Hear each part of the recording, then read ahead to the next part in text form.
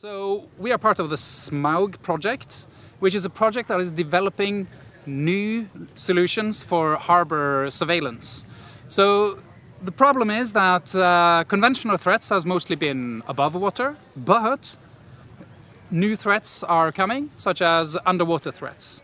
And in order to detect something underwater, you cannot use a camera or a radar.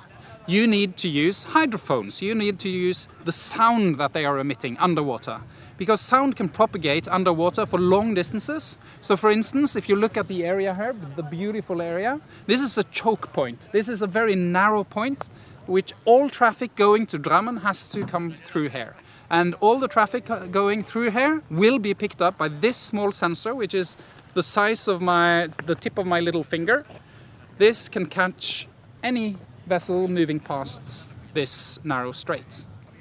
So the project is about using this kind of technology as well as cameras, AIS, whatever sensors you have available to monitor the traffic going into a harbor.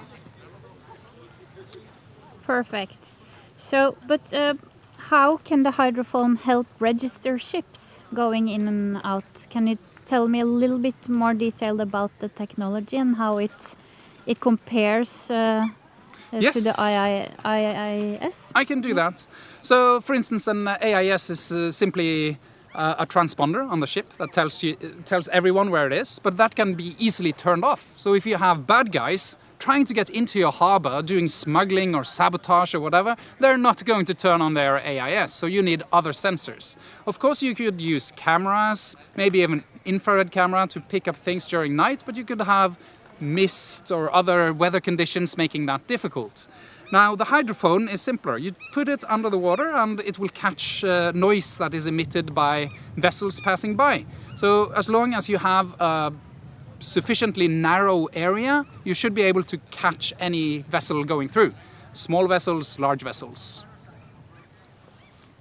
Very good. Anything else you want to add? How did the test go today and what's the plan moving forward? The test went very well. So part of what we're doing is, of course, using these sensors to track the traffic moving by. But traditionally, you would use people, experts on interpreting the signals that you receive. For instance, this device here, a hydrophone, has been used for 100 years in order to catch submarines and or other vessels. But then you have a trained sonar operator to sort of watch the data stream and try to figure out if there's something there. Now, for a commercial harbor, you probably can't afford to have the personnel to sort of look through all that data. So what we are doing in SMAUG is to also implement and develop artificial intelligence methods that try to interpret the data as we receive it, and we have tested this today.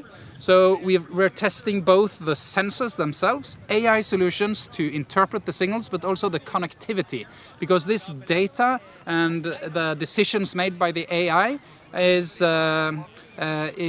forwarded to a control center where human operators can see the result and then make a decision if something should be done about the situation.